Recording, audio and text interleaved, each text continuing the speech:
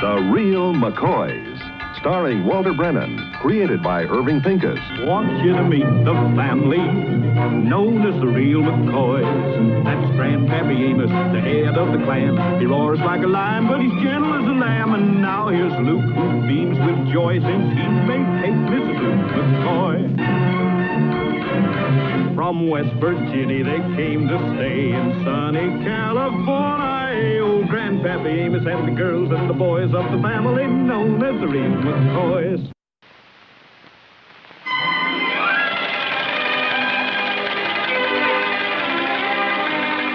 Say, Kate, get myself a chair here.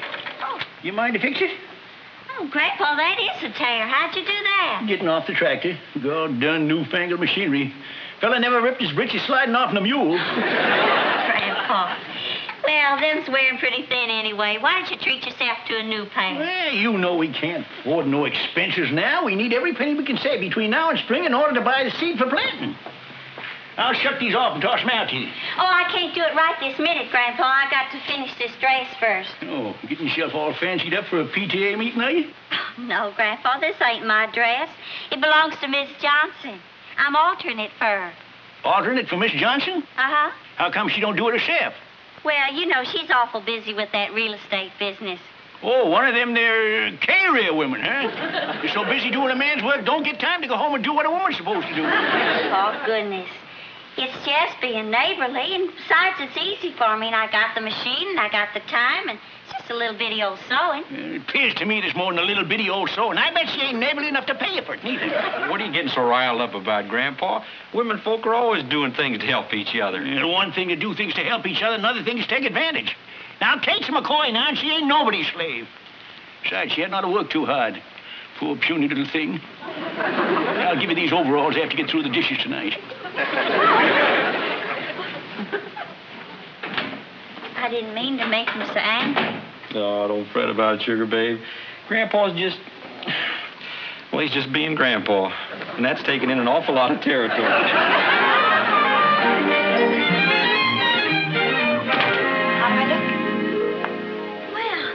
I think it looks just fine, Miss Johnson. Oh, it's better than fine. You look just like Deborah Carr when she became a fallen woman. Oh, well, it turned out all right. She went back to Cary Grant in the end. Kate, I'm just thrilled. I had no idea this old dress could turn out to look so well. Why, work like this would cost me a fortune at Criswell's shop. Well, he's a professional. And has the only dressmaking shop in town. He certainly takes advantage of it. You say, Kate, you think you got time now to fix this tear? Oh, Grandpa, you know Miss Johnson. Oh, how do, Miss Johnson? Hello. Guess you won't have time to fix my overalls until after you finish your dress, huh? Well, I have finished the dress, Grandpa. Isn't it a beautiful job, Mr. McCoy? Kate, dear, I'd like to pay you for this. Pay me? Oh, no, I couldn't. Now, you put a lot of time in on this. More than a favor calls for. I'd feel better if you take this. I wasn't figuring on charging anything. Please, Kate, I'd like it this way. You give it back. Us McCoys don't take charity from no one. Grandpa, Mr. McCoy, this isn't charity. Kate earned this money. She does fine work, and I'd like her to work more for me.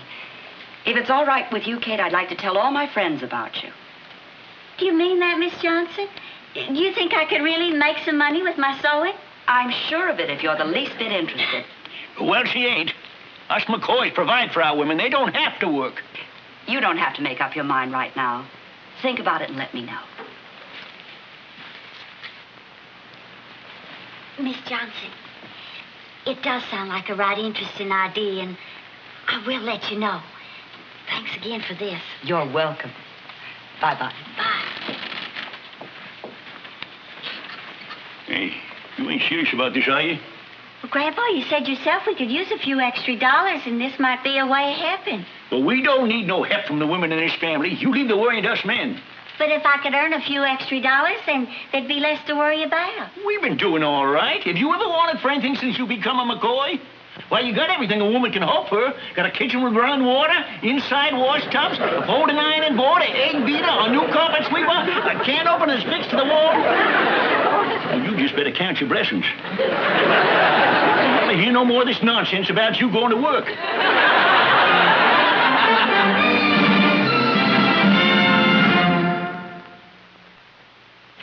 Oh, look. always got us a problem.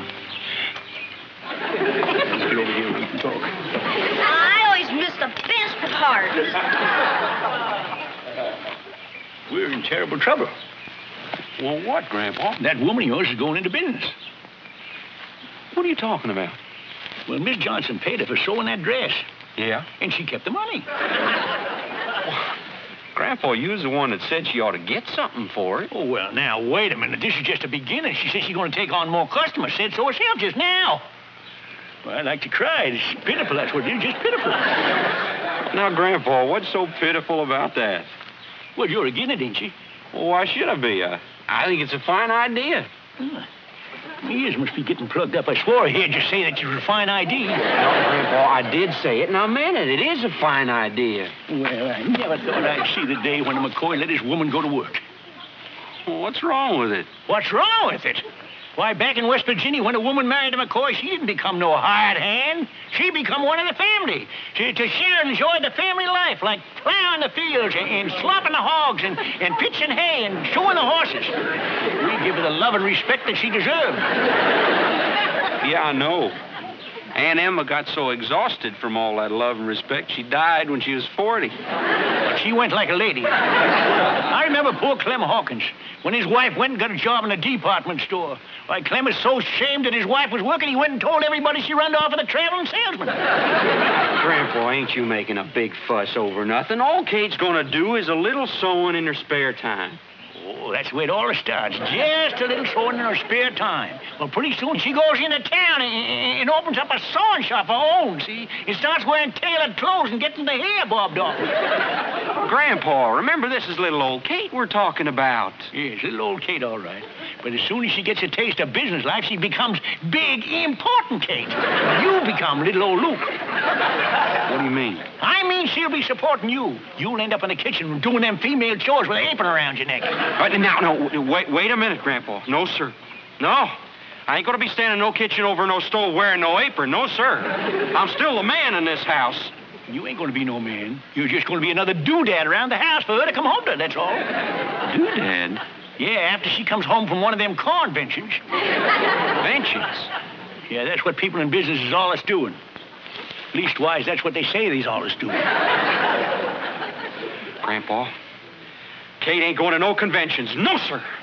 No, sir, Kate ain't going nowheres. What are you gonna do, boy? What are you gonna do? House right now. And I'm gonna nip this thing in the bud. That's what I'm gonna do. I'm gonna stop this thing before it starts.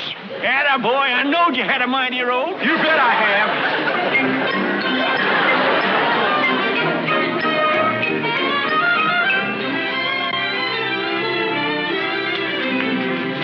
Kate, I want to talk to you. What about, Luke? Well, the first thing you can do is get rid of this. You ain't gonna put no apron on me. There ain't no doodad for you to be coming home to. What are you talking about? And something else. Your hair just looks something fierce, all bobbed off short like that. Harry. Luke, I think you better explain yourself. What is all this? Kate, you ain't going into the dressmaking business, and that's the order. Luke, I know it's you standing there, but it's Grandpa talking. It's me talking. I got a mind of my own. And if you think you're going to become one of them working wives, you just got another think coming. Yes, you have.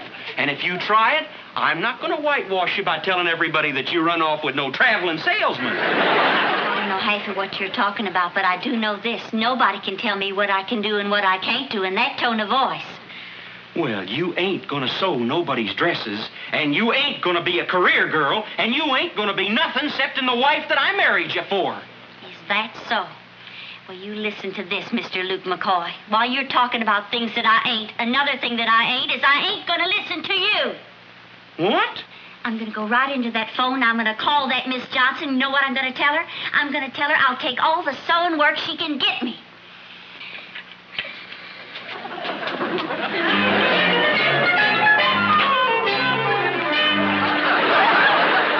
Grandpa, I'm a doodad.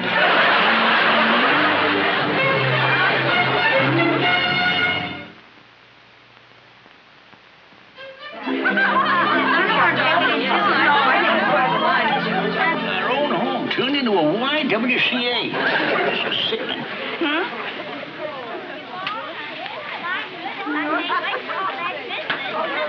Oh, Miss Fillmore, you know my husband Luke and Grandpa? Yeah, how do? Hey, Kate. What are you putting a sack on her for? Luke, this is the most fashionable thing. It's called a chemise. See, I get a good idea, Luke. We get over 100 sacks of feed out there in the barn. We make ourselves a fortune. All you got to do is dump the feed out and sell the sacks. And for women that need a little help, we'll just leave in some of the feed. I think that's a bit funny, Luke.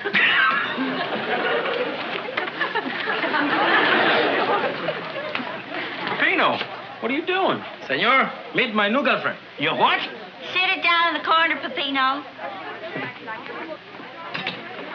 Don't go away, Cookie Pie. Hey, which side are you on, Pepino? You know, they're all women. Oh, women are my best friends, Senor Grandpa. Now, come on, we got a lot of talking to do. We go in my room, we have a little privacy here.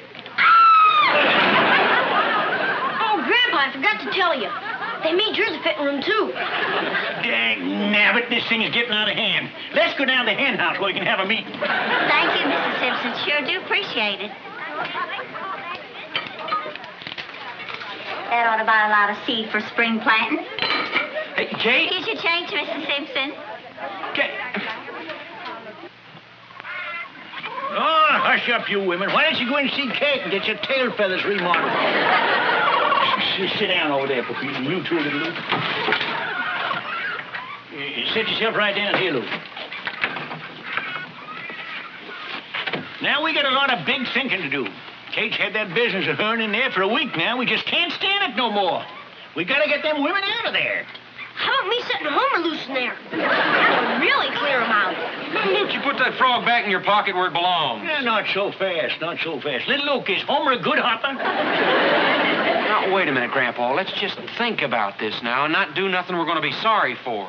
Well, how can we be sorry for anything just so long as we get them women out of there? So sure we ought to get them women out of there. What? Well, Grandpa, it appears to me that Kate's doing a pretty fine job. I just got a peek in the cookie jar, and there's more money in there than we've ever seen before. Yeah, but that money's from a woman. What's the difference? It's got a man's picture on it. Boy, you trying to tell me that you figure what Kate's doing is all right? Well, yeah. Yeah, I do. Doggone it, Grandpa, we need money for spring planting, and we were worried about what to do, and, well, now Kate's doing it. She ain't doing what a woman ought to be doing. Like what? Like the chores around the place. And no woman can be a career woman and take care of a family, too. Oh, wait, now, just back up a little, Grandpa. Just think about this now. What have we been lacking? We been lacking anything? Well, we certainly have. We certainly have. Name one thing. Well, we've been, well, nothing yet, but Nothing yet. you just wait till tonight. Yeah, wait till tonight. What for, Grandpa? We just see what kind of a supper she serves up tonight. Well, Senor Grandpa, she always serves a good supper on Saturday nights. Yeah, but she's been so busy dressmaking today, she won't have time to do more than slap something together out of a can. Probably won't have no appetite. She's been chewing on them pins all day. Ain't you jumping the gun, Grandpa? You're picking on Kate, and we ain't even sat down to supper yet. Well, now you just wait and see. You just wait and see. You'll be blessing that can opener on the wall. If we lose that, we'll all starve to death.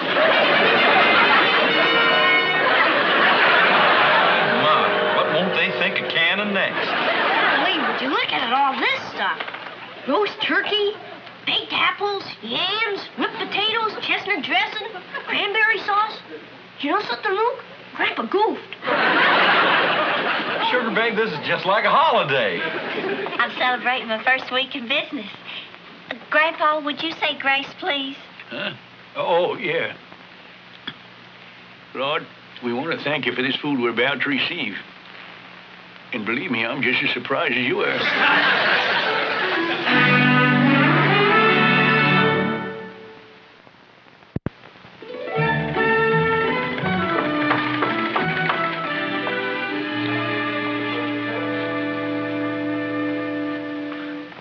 Mrs. McCoy?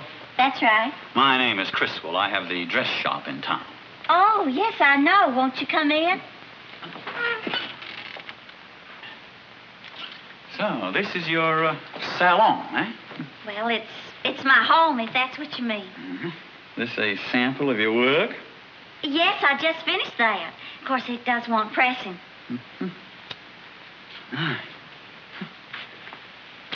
What some women won't settle for just to save a few pennies.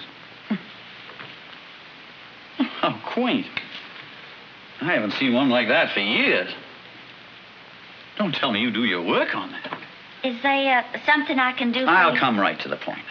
Mrs. McCoy, there's no sense in your continuing with all this. I beg your pardon? Oh, come now, Mrs. McCoy. You and I both know that women are bargain hunters, but in the end, quality will count. So there's no point in trying to compete. All your customers will only be coming back to me. Excuse me, would you please?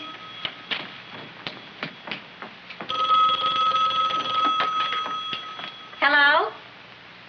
Oh, hello, Mrs. Phillips. You have 3 more dresses you want me to alter? Fine. What's that? Oh, I'm so glad you was pleased. But tomorrow'll be fine. Thank you. Bye.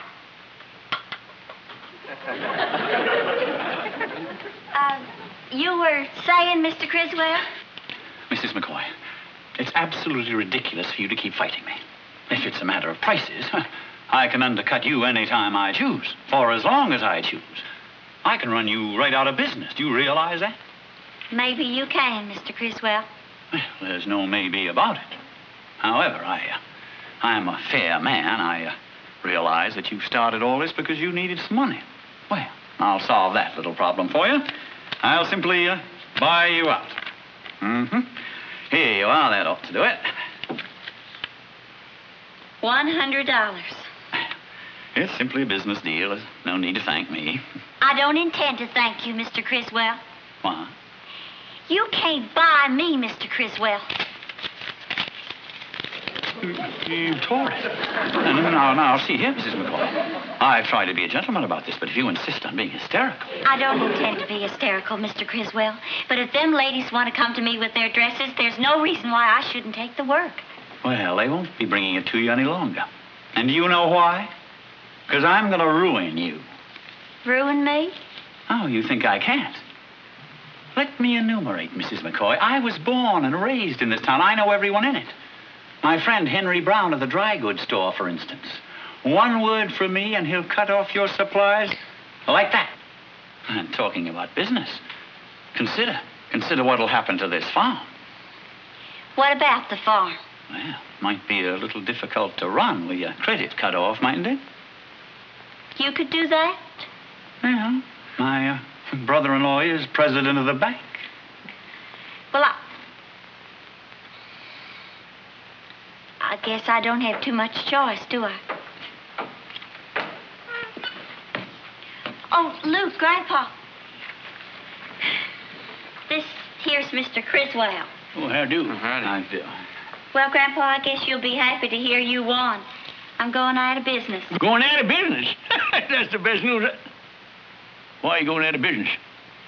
Appears that's the way Mr. Criswell wants it. That's the way Mr. Criswell wants it? He says if I don't, he'll stop my supplies at the dry goods store. He'll what? And what's more, he's threatened to ruin the farm by stopping our credit.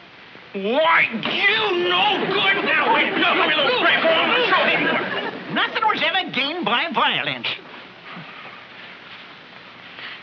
Now, listen here. You ain't running nobody out of business. No, see, I'm within my rights. That woman is ruining my business. Well, maybe you ain't here. This is still a free country, and if she's taking your customers away for it, it's because she's the best goddamn dressmaker in the county. Now, see here. Now, you see here. You do anything to hurt our Kate, I'm going into the altering business myself. The first thing I'm going to alter is that face of yours. I might start right now by lowering the hemline on your nose. No, don't get hysterical. Now, just wait a minute. I ain't even giving you a minute. I'm going to give you just 30 seconds to get off this property. Now, get!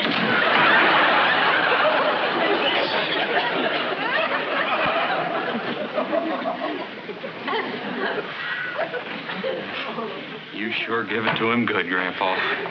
Thank you, Grandpa. Thanks for what? Guess a man's got a right to throw a skunk out of his own house, ain't he, without everybody blubbering about it? I didn't mean just that, Grandpa. I meant for what you said about me being the best dressmaker in the county and all. Well, yeah. If you want, why, all these women wouldn't come flocking around you like they do, and we wouldn't have the good business we're having. Grandpa, you said we. Does that mean you approve? Well, I guess it ain't so bad. You're making a few extra dollars, which we can use, and you're still looking after the rest of the family, all right?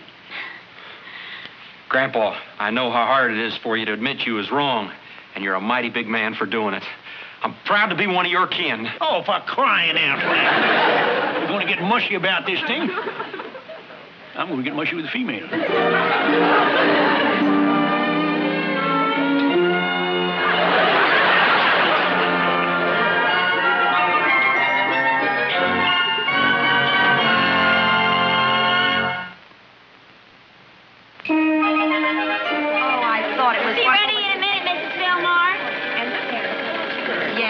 Sure, babe. Where do you want this? Oh, just put it over there, Luke. You sure have a going business here, Kate. Well, come weekends, everybody pitches in. How's your grandpa taking it all? Well? Hey, Kate! Any more dresses for pressing? I'm still good and hot.